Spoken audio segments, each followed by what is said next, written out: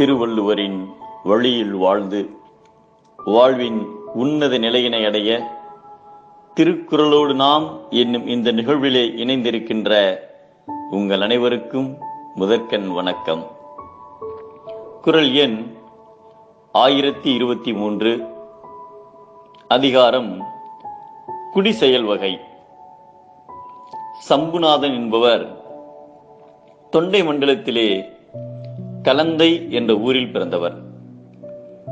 இவருடைய குடி வளம் குன்றி தளர்ந்து இருந்ததால் அதனை வளம் பெறச் செய்ய வேண்டும் என்று இரவு பகலாக உழைத்தார்.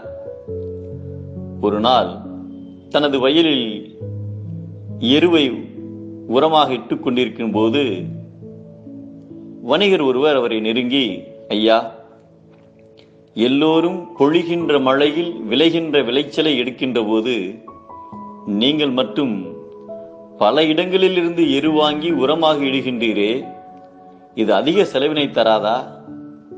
உங்களுக்கு மட்டும் ஏன் இந்த கூடுதல் பணி என்றார். அதற்கு, உயிருக்கு உணவு போல பயிருக்கு எரு. எருமணம் இல்லாத பயிரும் நறுமணம் இல்லாத மலரும் ஒரு நலமும் பெறாது. குப்பை உயர்ந்தால்தான் குடி உயரும் என்று சொல்ல அவர் மிகவும் மகிழ்ந்தார். அந்த வருடம் மற்றவர்களுக்கு கிடைத்த விளைச்சலை விட இவருக்கு பல மடங்கு அதிகமாக விளைச்சல் இருந்தது. கிடைத்த செல்வத்தை இரவலர்களுக்கு பகிர்ந்து கொடுத்தார். கண்ணும் கருத்துமாய் ஒவ்வொரு வருடமும் புதிய உத்திகளை கையாண்டதால் இவரது வயலில் பல மடங்கு விளைந்தது செந்நெல். இவரது முயற்சியையும் அயராத உழைப்பையும் கண்ட இறைவன் நெல்மணிக்கு பதிலாக பொன்மணியை விளையச் செய்தார்.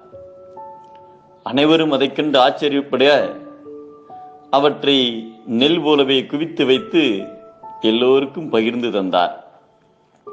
இவரது உழைப்பால் அவரை சார்ந்த குடிமக்களை உயர்த்தியதால் இவரை குடிதாங்கி என அனைவரும் அழைத்தனர்.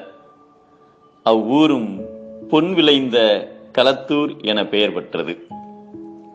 தான் பிறந்த குடியினை சிறந்த நிலைக்கு உயரச் செய்வேன் என்று உறுதியோடு ஒருவர் முயன்றால் அவருக்கு தெய்வம் ஆடையை இருக்க கட்டிக்கொண்டு தானே முன்வந்து துணை செய்யும் என்பதை குடி செய்வல் என்னும் ஒருவருக்கு தெய்வம் மடிதற்று தான் முந்திரும் என்கிறார் நம் தெய்வப்புலவர் திருவள்ளுவர். உழைத்து உயர்த்தும் போது தெய்வம் மென்மேலும் உயர்த்தும்.